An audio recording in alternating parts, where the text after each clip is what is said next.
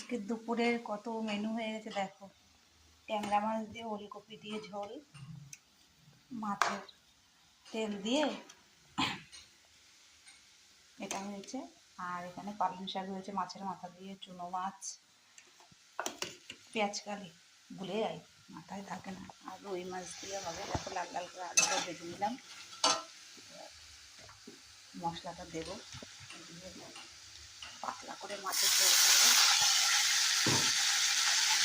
পাতলা করে মাছের ঝোলটা করবো। পাতলা মাছের ঝোল খেতে কার কার ভালো লাগে, রুই মাছ পাতলা করে ঝোল হবে।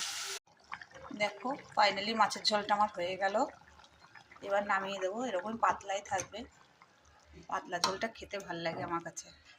তোমাদের কার কার পাতলা ঝোল খেতে ভালো লাগে প্লিজ কমেন্টে জানাবে। কত সুন্দর পাতলা ঝোলটা হলো।